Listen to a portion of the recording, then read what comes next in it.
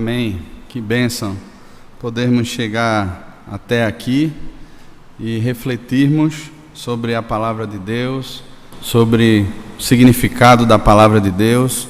Hoje pela manhã, o presbítero Roberto já pregou no Salmo 19, isso, expondo aqui os significados da palavra de Deus. E nessa tarde nós queremos também falar sobre esse tema, sobre o sola escritura. Mas gostaria de pensar nesse tema com os irmãos dentro de uma perspectiva mais aplicada.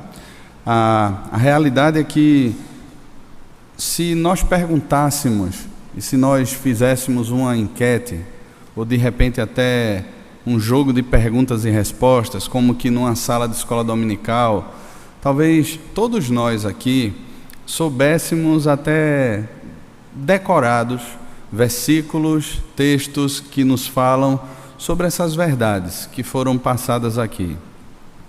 Talvez dentro da nossa mente a gente pudesse explicar de forma muito acertada sobre salvação e a suficiência de Cristo na nossa salvação, sobre a suficiência da fé, sobre a suficiência das Escrituras, sobre a suficiência da graça de Deus, sobre a glória de Deus. Talvez a gente pudesse falar de forma muito acertada sobre todos esses temas. De fato, muitos temas da teologia parecem se encaixar na nossa mente. E talvez aí a nossa mente seja hoje um tipo de teologia sistemática bem pronta para dar respostas. Isso não é ruim, irmãos. A palavra de Deus fala que nós devemos estar prontos para responder a todo aquele que pedir razão ou pedir explicação ou explicações sobre a razão da fé ou da esperança que há em nós. Nós devemos ser prontos para isso. Entretanto, parece que aquilo que compreendemos com a mente não se torna em nós consciência de verdade. Aquilo que compreendemos com a mente não se torna no nosso coração prática. A gente parece que vive uma distância tremenda entre aquilo que cremos daquilo que vivemos. Falar que somente Cristo, ou que Cristo é suficiente, talvez seja algo que nos nossos lábios e na nossa mente seja uma verdade. Mas quantas vezes nos pegamos de alguma forma tentando um caminho de justificação com base nos méritos próprios? Talvez afirmar a suficiência das Escrituras seja algo que esteja bem gravado na nossa mente. Talvez saibamos uma série de versículos e dentro dos seus contextos de forma muito correta, mas talvez a gente não saiba, não reconheça na nossa vida, no dia a dia, as implicações de crer na suficiência e na totalidade das Escrituras. É como se a palavra de Deus ela fosse algo para ser lido, até em algum aspecto crido, mas nas encruzilhadas da nossa vida, nas tomadas de decisão, no chamado de Deus para vivermos segundo aquilo que é invisível e não segundo aquilo que é visível, parece que o nosso coração falha. É como que aquela pessoa que de alguma forma diz assim: eu creio no que a Bíblia diz, mas olha, só eu sei a carga tributária que está sobre a minha empresa e eu não tenho como manter a minha empresa se eu não sonegar. Eu creio no que a Bíblia diz, mas está difícil. Eu já sou um homem adulto, eu já sou uma mulher adulta. Eu não sou mais um adolescente, um jovenzinho que precisa estar ouvindo da palavra de Deus, que eu não posso ter relações antes do casamento. Não tem nada. Olha, eu já vivi muitas experiências na vida e isso não se aplica a mim. Parece que a gente começa a fazer esse tipo de interpretação da palavra de Deus e de alguma forma interpretando com as lentes do pecado, da idolatria, segundo o nosso coração e não segundo aquilo que Deus diz.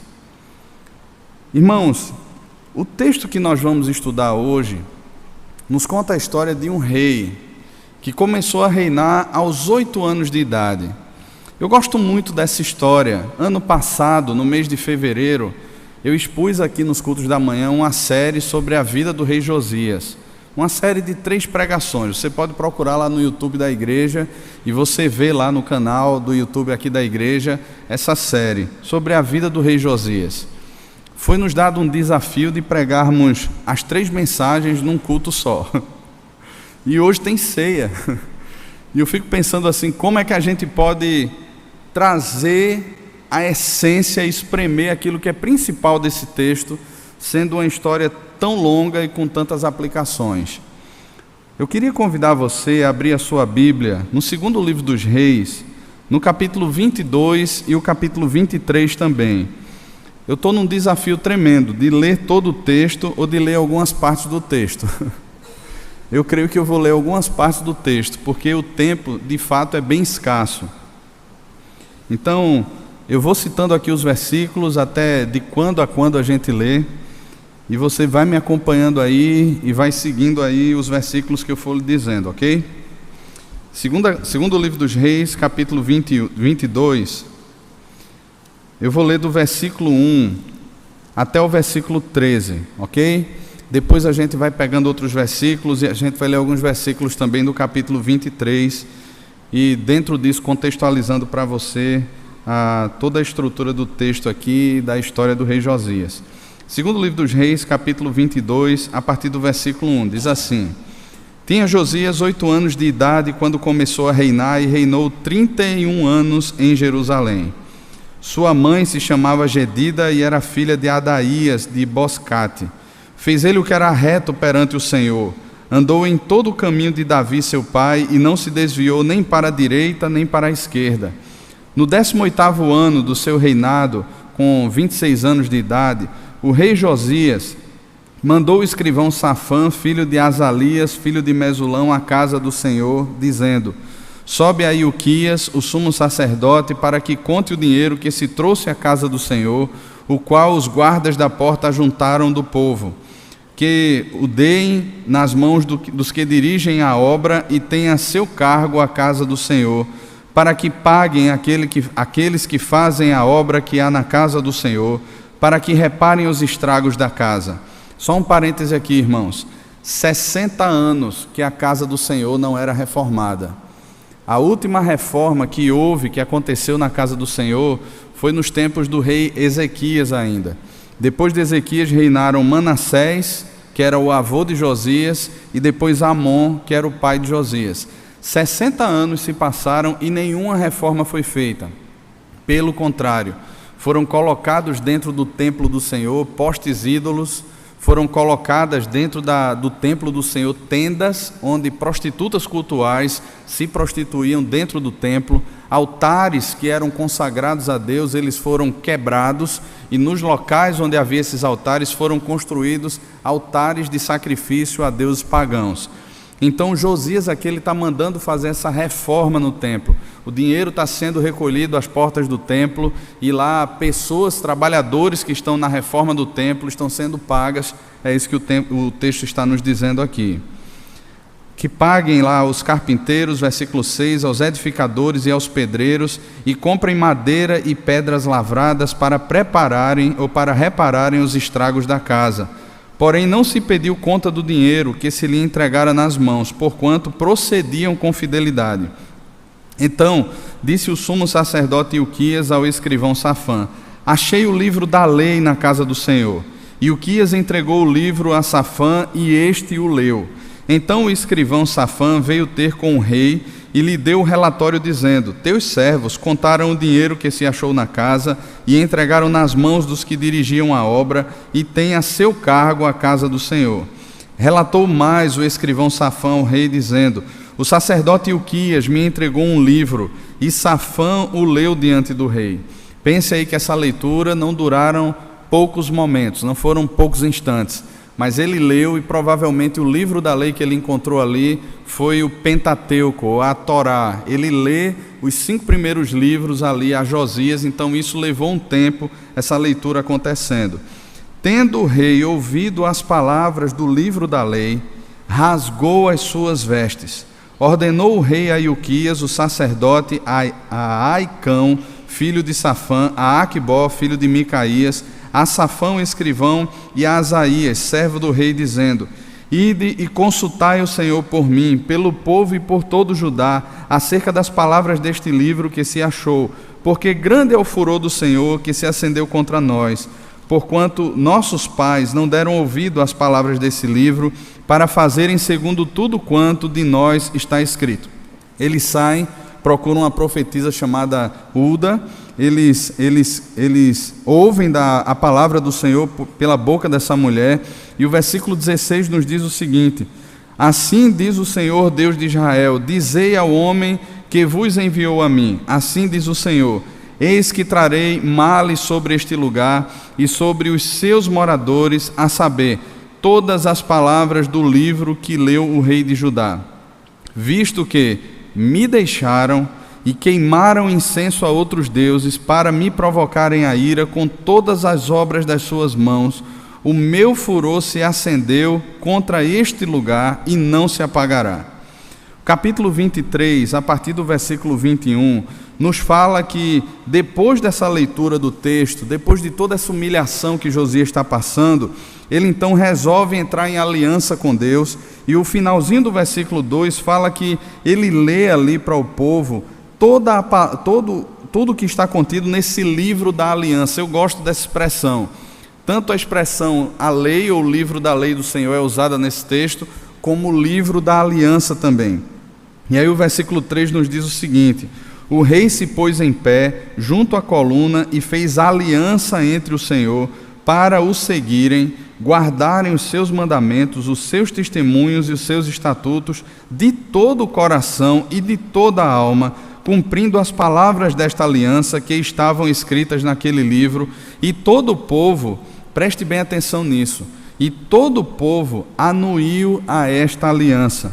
Nós temos então aí do versículo 4 até o versículo 14, uma purificação que Josias passa a fazer em todo o reino de Judá. Não só em Jerusalém, mas ele vai por todo o reino, derribando altares, removendo postes ídolos, purificando o templo e purificando também o sistema de culto e a questão da idolatria. Ele buscava tratar essa questão no coração do povo. A partir do versículo 15 ao versículo 20, a gente vai ter uma história aqui que acontece na cidade de Betel, onde um altar é derribado ali em Betel. E no primeiro livro dos Reis, o capítulo 13, versículos 1 e 2, um profeta do passado, há muitos anos atrás, já havia profetizado, usado ali, inspirado ali pelo Senhor, sobre a quebra daquele altar. E se você ler depois lá o capítulo 13 do primeiro livro dos Reis, versículo 1 e 2, você vai ver que o nome do rei, que é profetizado há muitos anos atrás por esse profeta, homem de Deus, é Josias. Josias nem sonhava em nascer ainda naquele tempo, mas já havia uma profecia a respeito dele, que ele seria o homem levantado por Deus para quebrar o altar de Betel. A partir do versículo 21, nós temos aí a celebração da Páscoa. E é interessante, irmãos, porque todas as vezes que o altar é restaurado, que o culto é restaurado, a Páscoa é celebrada. Nós não celebramos a Páscoa enquanto cristãos. A Páscoa é uma festa judaica. Dentro da tradição cristã, dentro da tradição reformada, a Páscoa se tornou para nós a mesa do Senhor e nós vamos participar dela aqui hoje. Então, eles celebram a Páscoa ali, eles celebram a comunhão, eles lembram o pacto, o Deus que os tirou da terra do Egito, da casa da escravidão e os levou até a sua terra, até o lugar do descanso, até a terra da promessa de Deus. E é interessante o que o texto diz, porque vai dizer aqui para mim e para você que fazia muito tempo, o texto lá de 2 Crônicas, capítulo 35, vai dizer que a última festa de celebração desse tamanho, como aconteceu aqui, foi celebrada nos dias de Samuel.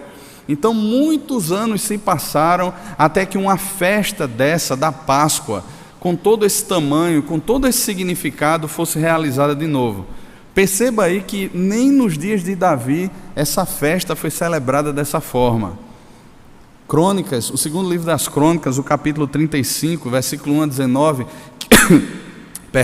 que trata sobre esse texto aqui da celebração da Páscoa, vai dizer que a última vez que ela foi celebrada assim foi nos dias de Samuel. E o final aqui do capítulo 23 nos conta um pouco sobre quem era Josias. E eu gosto muito dessa expressão, e eu queria ler com você apenas o versículo 25, para a gente orar e começar a pensar aqui de forma mais objetiva na proposta do texto. Veja só o que é que nos diz o versículo 25 do capítulo 23. Antes dele, antes de Josias, não houve rei que lhe fosse semelhante. Não houve rei que lhe fosse semelhante, que se convertesse ao Senhor de todo o seu coração e de toda a sua alma e de todas as suas forças, segundo toda a lei de Moisés. E depois dele, depois de Josias, nunca se levantou outro igual. Irmãos, isso é muito forte, não é verdade? Imagina que quem está inspirando o autor do livro dos reis a escrever isso é o próprio Espírito de Deus. É Deus dizendo assim: antes dele nunca houve um rei que se convertesse de todo o seu coração, de toda a sua alma, de todas as suas forças, segundo a lei do Senhor. E depois dele não houve outro. Não é Josias quem está se exaltando, mas esse é o testemunho do Espírito acerca de Josias. Vamos orar, irmãos? Senhor, temos aberta diante de nós a Tua palavra, Pai. Nós temos refletido aqui nesse dia sobre a suficiência e a totalidade da Tua Escritura, da Tua palavra, como sendo não apenas regra de fé e prática para a nossa vida, mas, Senhor, sendo o caminho de vida que nos leva a conhecer o Senhor. Por isso, Pai, pedimos aqui que mais do que um conhecimento teológico, mais do que isso, o Senhor leve o nosso coração, Pai, à humilhação, à confissão de pecados, que o Senhor leve o nosso coração a derribar os altares, a remover do nosso meio a idolatria e a restaurar o altar do Senhor, para que participemos da Tua mesa logo mais, com alegria no coração, com todo o significado que essa mesa representa, com toda a comunicação de graça que o Senhor abençoa a nossa vida, Pai. Senhor, que o Senhor nos abençoe assim, no nome de Jesus. Amém. Meus irmãos, a palavra de Deus, ela se torna para muitos de nós apenas como um manual instrutivo de teologia. Eu estava conversando com o pastor Fábio Ito nesses dias, a gente teve o privilégio de estar com ele essa semana lá na cidade de Triunfo, participando da nossa quarta conferência com os obreiros do sertão, e foi um tempo muito abençoado. Tivemos aí pelo menos 9 horas de viagem conversando, tivemos aí uma noite e um dia lá dormindo no mesmo quarto. Depois ele não aguentou o tamanho do ronco de Elinho e saiu do nosso quarto, foi para outro quarto. E foi um tempo muito bom entre as palestras, no momento de refeição também. Estudamos sobre a teologia da mesa, sobre a intimidade, sobre sentar à mesa. Estudamos sobre a teologia da glória. Estudamos sobre a teologia do tomar a cruz e negar-se a si mesmo. E no final ele fez o apelo e eu levantei a mão. Foi um tempo muito abençoador, irmãos. Tempo de Deus mesmo. E uma das coisas que o pastor Fábio falou lá na conferência, e aquilo ali me intrigou, e eu fiquei pensando sobre aquilo depois, ele fez uma afirmação que foi a seguinte: não me chame simplesmente para momentos de teologia fria, para momentos onde simplesmente a gente vai debater, mas me chame para conversar sobre Deus e sobre intimidade com Deus e sobre a conscientização que a palavra de Deus nos dá sobre o nosso envolvimento enquanto comissionados e submissos a Deus no nosso papel nesse mundo, que eu quero participar de encontros assim. E foi de fato um tempo muito abençoador, porque em cada pregação da palavra, em cada exposição da palavra, nós víamos não apenas o pastor Fábio lá quebrantado, com os olhos cheios d'água, e eu pensando assim, esse cara vai sair de São Paulo e vai vir para o sertão. Mas a gente via também os obreiros ali questionando a sua própria fé, questionando a sua conversão, questionando por conta de um tipo de caminhada ou de vida que a gente passa a desenvolver aqui. Irmãos, eu saí de lá com uma convicção no coração de como eu sou egoísta, de como eu sou orgulhoso e ensimesmado. Todos nós tivemos uma convicção muito clara do que nos fala a palavra de Deus, e a palavra que eu posso descrever no final desse encontro foi quebrantamento. Mas quebrantamento, ele traz consigo compromisso, e compromisso traz consigo todas as suas demandas, tudo aquilo que envolve o compromisso, tudo aquilo que envolve a aliança, a obediência, mas também o amor, o zelo, a paz que a gente passa a desfrutar. E é exatamente isso que acontece na vida de Josias. Josias, quando tem um encontro com Deus, ele não tem encontro com algo que é simplesmente algo totalmente subjetivo, mas ele tem um encontro com alguém que é objetivo. Ainda que seja invisível, ainda que seja transcendente, essa realidade transcendente de Deus acaba se materializando na nossa caminhada diária com Ele. Não é algo que fica apenas num campo de ideias ou em abstrações, mas é algo que se torna concreto na minha caminhada diária.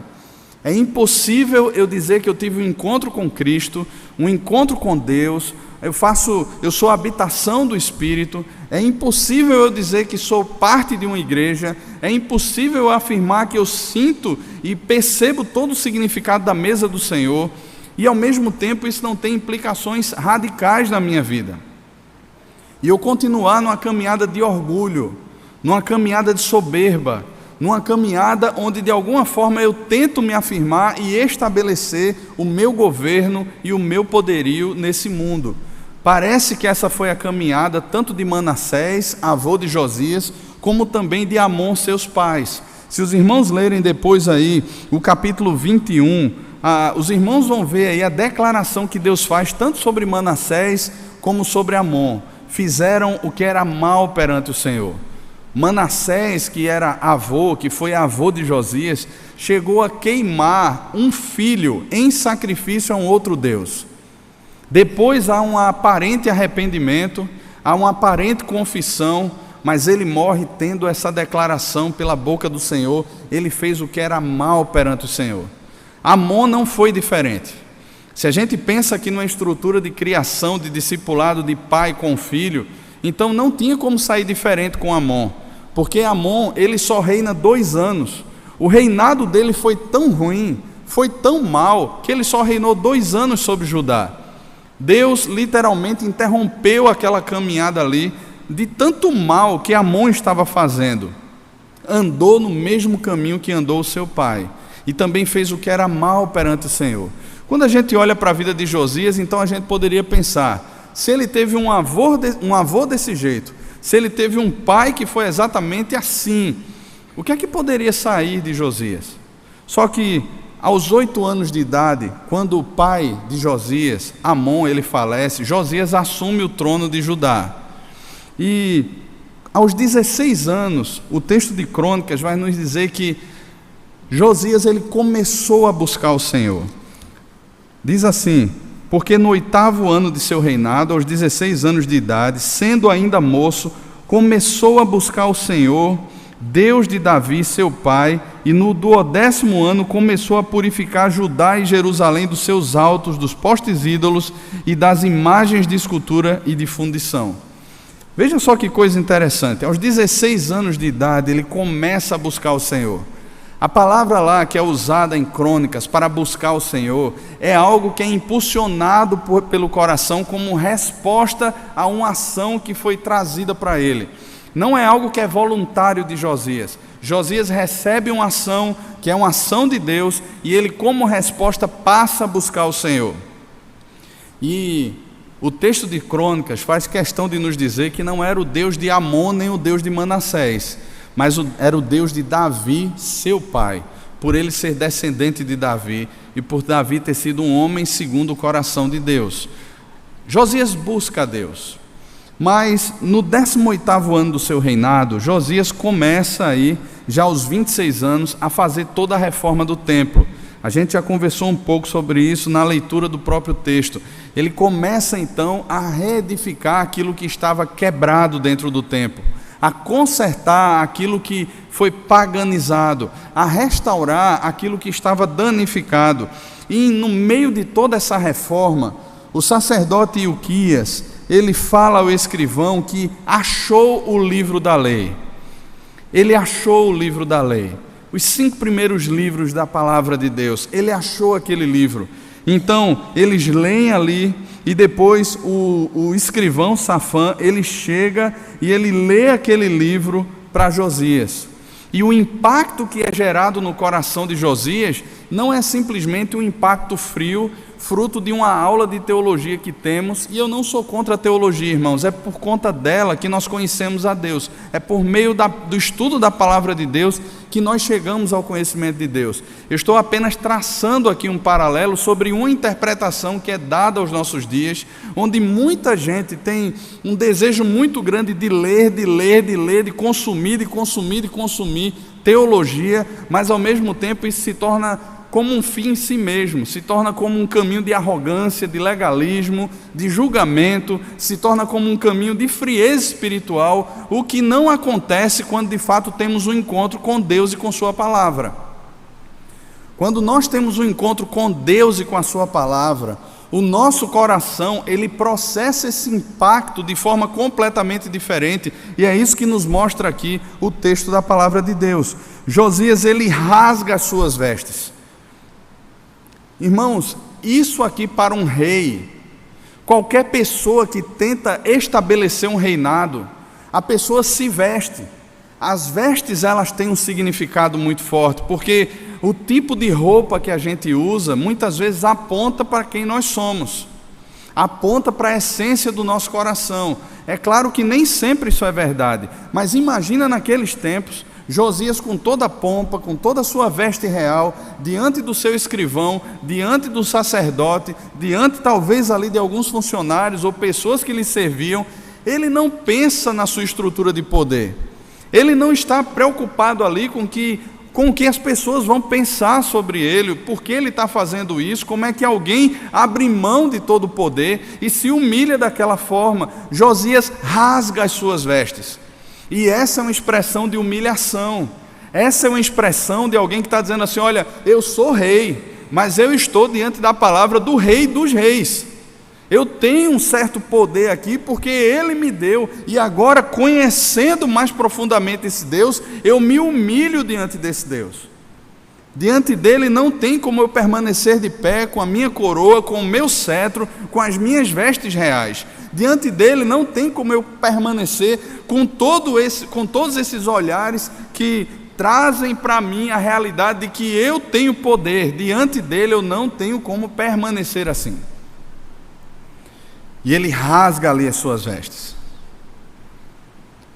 A gente vai perceber na história de Josias que esse ato não foi um ato meramente litúrgico, porque esse ato de humilhação trouxe de verdade implicações fruto desse compromisso que é estabelecido com Deus. A palavra de Deus, quando é falada, ela traz consequências assim ao nosso coração, irmãos. É por isso que o apóstolo Paulo, ele vai dizer que a palavra de Deus, ela serve para a repreensão, para a educação, para a instrução, a fim de que o homem de Deus seja perfeito e perfeitamente habilitado para toda boa obra. Ela nos exorta, ela nos instrui, ela confronta o nosso coração. E o autor aos Hebreus, no capítulo 4, ele chega a dizer que ela é como uma espada de 2 gumes, que ela penetra no mais profundo do nosso coração, ao ponto de discernir as intenções mais obscuras, as motivações mais profundas do nosso coração. Ela é capaz de discernir, ela é capaz de rasgar essas verdades e colocar para fora aquilo que realmente está no nosso coração. E, irmãos, quando a palavra de Deus ela confronta o nosso coração, quando a palavra de Deus chega ao nosso coração, não há como a gente permanecer com as nossas vestes reais. Não há como a gente permanecer com o nosso orgulho. Não há como a gente permanecer abraçado com toda aquela pompa, com toda aquela aparência que nós temos. Nós nos humilhamos quando Deus fala. O sentimento que vem ao coração é exatamente esse. É um sentimento de revelação daquilo que está obscuro dentro de mim e agora está sendo revelado. E a exposição da minha nudez, da minha vergonha, ela quebra com o meu coração. Quando Deus, na viração do dia, em Gênesis capítulo 3, Ele chega ali e Ele fala: Adão, onde estás? Adão está escondido. E o que Adão revela ali é: eu ouvi a tua voz, tive medo e me escondi. Ele ouviu a palavra do Senhor, e a reação que vem no coração dele é: eu tive medo, por isso eu me escondi. Ele estava ciente da nudez dele, ele estava ciente da realidade do pecado, ele estava ciente de quão inimigo de Deus agora o seu coração era, de como o seu coração queria estabelecer os seus próprios caminhos à parte de Deus, de como o seu coração agora queria sentar no trono, queria colocar a coroa, queria ter o cetro na mão, queria as vestes reais. Ele estava ciente de toda essa realidade, e a resposta que ele dá é: porque eu ouvi a tua voz, eu tive medo e me escondi. Eu quero fugir da tua presença. Quando Isaías, no capítulo 6 do seu livro, ele tem aquela visão da glória de Deus, quando ele percebe como Deus é adorado no céu, a reação de Isaías é: ai de mim, eu estou perdido, eu vou morrer, vou ser fulminado aqui pela santidade de Deus. Essa é a reação, irmãos. Perceba que não é algo meramente litúrgico, não é simplesmente um ato que muitas vezes nós fazemos após um culto, após um acampamento, depois de uma pregação, quando se faz um apelo, e muitas vezes a gente fica de pé ali, e muitas vezes até a gente tem uma certa comoção com aquilo que está sendo falado, com aquele apelo que está acontecendo, mas nada disso gera em nós uma consciência, um comprometimento, um arrependimento, um quebrantamento real que me faça cruzar essas portas aqui e encarar a minha esposa, e encarar os meus filhos, e encarar o trânsito, e encarar o meu patrão, e encarar os meus funcionários, e encarar toda a realidade aí fora como alguém que de fato foi transformado por Deus. Continuamos com as mesmas murmurações, continuamos com as mesmas lutas dentro de casa, continuamos da mesma forma frios a toda a realidade que está presente nesse mundo. Há tantas visões que buscam destruir a família, há tantas visões que buscam desestruturar tudo aquilo que é da palavra de Deus e que de alguma forma ainda é preservado pela graça comum de Deus na sociedade. Nós não fazemos caso.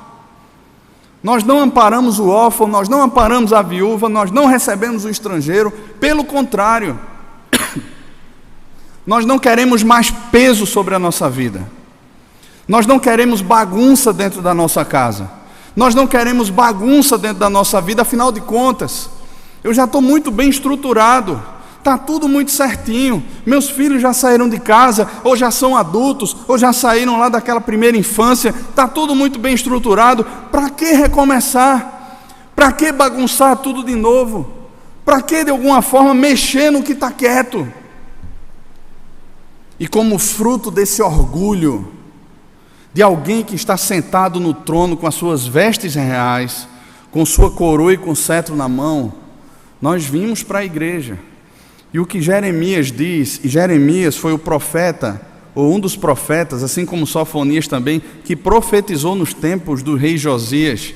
Jeremias vai dizer que toda essa reforma que Josias fez, gerou no coração do povo uma falsa conversão. Josias foi alguém que teve um encontro de fato com Deus, e todo esse compromisso no coração de Josias, de Ilquias, de Safã e tantos outros, era real. Mas sabe qual era a reação do povo que Jeremias descreve no capítulo 7 do livro dele? É que o povo entrava no templo agora e contemplava o templo sem os altares, sem os ídolos, e dizia assim: templo do Senhor é esse, estamos salvos. E o que Deus vai dizer assim é: vocês estão muito enganados, porque assim como eu destruí o templo que estava lá em Siló, eu vou fazer isso também com essa casa aqui, que vocês dizem que é o templo do Senhor.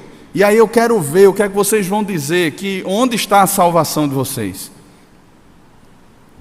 Porque eles não cuidavam daquilo que Deus tem prazer em cuidar, porque eles não se envolviam, eles continuavam massacrando, eles continuavam sem envolvimento nenhum com pessoas, eles continuavam sem envolvimento nenhum com a própria família, porque não havia um envolvimento primeiramente com Deus.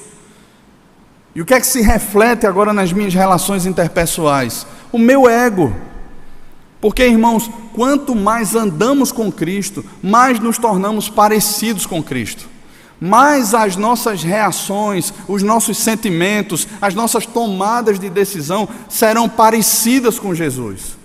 Eu não estou dizendo aqui, aquele livro antigo, né, Em Seus Passos, o que faria Jesus, e aí as pessoas ficavam com aquela noia na cabeça, né? Eita, o que é que Jesus faria aqui? E aquilo se tornava muito mais como se fosse uma pressão na mente das pessoas, onde eu tenho que fazer alguma coisa. Não, mas é como fruto desse relacionamento. Eu lembro aqui o texto de Atos, creio que é o capítulo 4, é o capítulo 5, quando Pedro e João, eles estão ali diante do Sinédrio, e eles estão falando, e aqueles homens do Sinédrio, aqueles doutores da lei, eles começam a ficar impressionados com Pedro e João. Não são esses homens, ou não eram esses homens pescadores, iletrados, indoutos? E ali eles olharam e disseram assim: rapaz, verdadeiramente esses homens andaram com Jesus. Eles falavam agora como Jesus. A intrepidez, a ousadia, a visão de mundo era completamente diferente. E o Salmo 115, ele vai nos dizer que quando o nosso coração ele é idólatra, quando o nosso coração ele coloca a sua esperança nos ídolos desse tempo, seja no dinheiro, seja no poder, seja no conforto, seja no sexo, seja nas drogas, seja no que for, nós nos tornamos parecidos com aquilo que adoramos, com aquilo que nós colocamos a nossa confiança. E esse povo aqui, ainda que os altares e os ídolos tivessem sido removidos de forma exterior, eles continuavam com toda a idolatria no seu coração. O coração não era tratado. E o que Deus está dizendo aqui, no capítulo 23, a partir do versículo 17, é: olha, o meu furor e a minha ira se acendeu contra esse lugar e não se apagará, porque eles me deixaram e queimaram incenso a outros deuses. Jeremias 2,13 vai dizer: porque dois males cometeu o meu povo.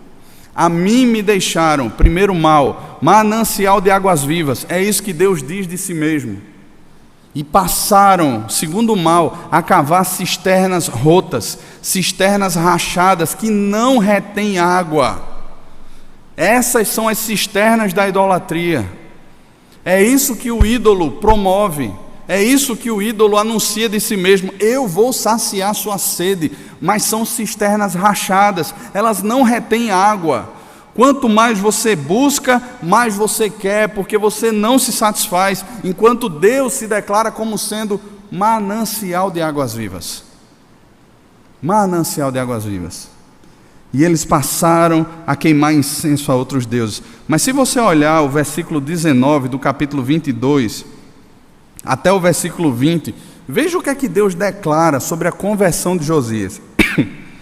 Porquanto o teu coração se enterneceu, se encheu de ternura, porquanto você se humilhou perante o Senhor, quando ouviste o que falei contra este lugar e contra os seus moradores, que seriam para assolação e para maldição, e rasgaste as tuas vestes, e choraste perante mim, também eu te ouvi, diz o Senhor.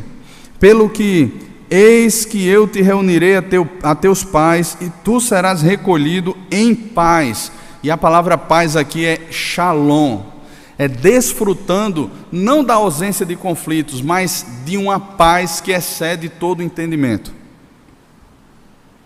Serás recolhido em paz à tua sepultura, e os teus olhos não verão todo o mal que hei de trazer sobre este lugar. Então levaram eles ao rei esta resposta. Veja só, alguns anos após a morte de Josias, Judá ela é tomada pelos babilônios. Ela é tomada. O rei que reinava naquela época, ele tem os seus olhos perfurados. Alguns reis, eles tinham também, os babilônios tinham o costume de cortar a cabeça desses reis e colocar exposta no centro da cidade, para que todos vissem que eles venceram a batalha e que não havia mais nenhum rei sobre aquele lugar. E Deus está tirando a vida de Josias antes, e isso é sinal da graça de Deus. Deus está dizendo assim: olha, eu vou recolher você em paz, você não vai ver todo o mal que vai vir sobre esse lugar. que sobrevirá a essa terra. Você não vai ver isso. E Deus está sendo gracioso aqui com Josias, porque os dias, de fato, depois da morte de Josias, são dias extremamente difíceis, irmãos. São dias difíceis. Josias, então, ele chama todo o povo, ele faz a aliança com o Senhor, ele tem no seu coração todo esse desejo, toda essa inclinação para o Senhor, e o povo, o versículo 3 do capítulo 23 vai dizer que anuiu a tudo isso. O povo acatou a tudo isso, porém nós sabemos que o seu coração permanecia na idolatria e distante do Senhor. Mas Josias, ele prossegue, ele percebe que ele tem uma missão, mesmo que todos aqueles aparentemente se comprometam, mas que de fato no desenvolvimento da caminhada não revelem esse comprometimento. Josias é alguém comprometido com Deus, e ele persiste, ele consegue permanecer olhando para o Senhor, e ele vai em frente, e ele faz toda a faxina, tanto no templo, quanto também ele reestrutura o culto, ele celebra a Páscoa, ele derruba o altar em outras cidades, inclusive Betel. Ele está cumprindo, ou sendo instrumento de Deus para o cumprimento da vontade de Deus, como um tipo de último lampejo de graça nesses momentos aqui.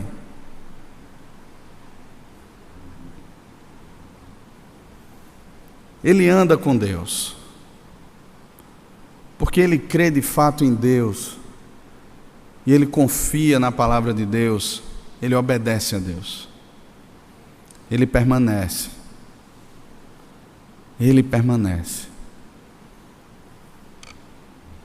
eles celebram a Páscoa como sendo essa renovação no coração da aliança que Deus havia feito com os seus pais.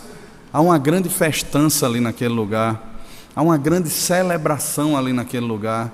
Aquele povo está de fato agora experimentando da devoção de Josias, do encontro que Josias teve com Deus. Eles estão vendo ali o que de fato acontece no coração de alguém que anda de verdade com Deus.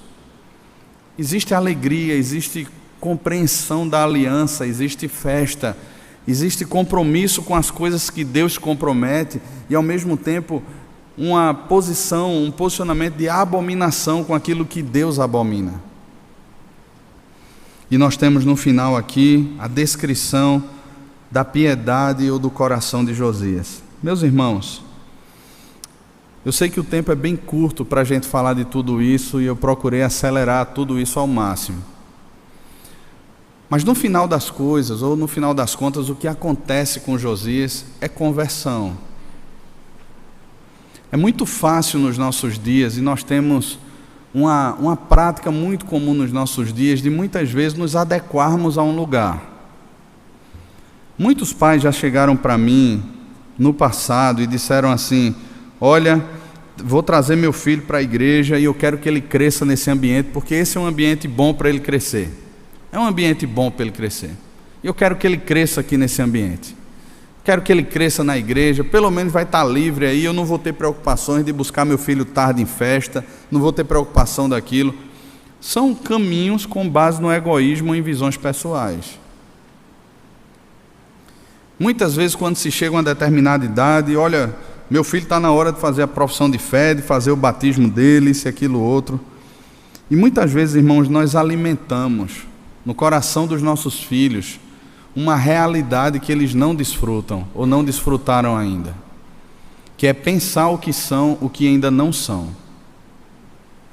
Muitas vezes também nós temos aquele chamado tradição de família cristã, e nós temos aí, olhamos para trás, nós temos o nosso avô, nós temos o nosso pai, nós temos o nosso bisavô, nós temos uma série de pessoas na nossa família que talvez foram comprometidos com Deus, e pensamos que por termos o sangue dessa família já somos automaticamente crentes. Ou então muitas vezes, irmãos, nos adequamos com o lugar.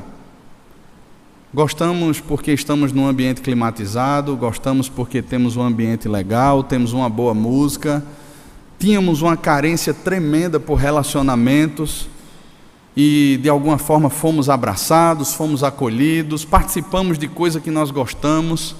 Tudo isso é uma bênção. Mas muitas vezes são essas coisas por essas coisas. E não quer dizer que por isso nós somos de fato convertidos. Mas quando temos um encontro real, irmãos, com Deus por meio da sua palavra, nós experimentamos o rasgar das nossas vestes, nós experimentamos o despir do nosso eu, do nosso ego, do nosso orgulho, porque nos percebemos podres, sujos, impuros, perdidos diante de um Deus santo. Nós percebemos o quanto nós precisamos da graça desse Deus e o quanto não há em nós suficiência alguma para nos aproximarmos desse Deus. Mas Ele se aproxima de nós mesmo assim. E isso traz ao nosso coração lágrimas. E isso traz aos nossos olhos lágrimas. Porque nós percebemos o tamanho da graça de um Deus que me amou quando eu ainda era pecador. E tudo isso, irmãos, é revelado para mim e para você pela palavra de Deus. O apóstolo Paulo, no capítulo 10 da carta aos Romanos, ele diz: porque a fé vem pelo ouvir, e ouvir a pregação da palavra de Cristo. Tudo isso vem por meio da palavra de Deus. Deus não precisa de qualquer outro meio para converter o coração. Não é porque ali são pessoas legais, não é porque ali é um ministério legal, não é porque ali tem alguma fórmula especial para cativar as pessoas. Mas a fórmula e a forma de Deus continua sendo a mesma. A pregação da palavra, que traz a realidade espiritual, que traz o invisível ao meu coração, e que esse invisível passa a ser materializado agora por meio de uma vida santa, por meio de uma vida que reconhece ao Senhor, que teme ao Senhor e que anda nos seus caminhos. De fato, cremos na suficiência das Escrituras.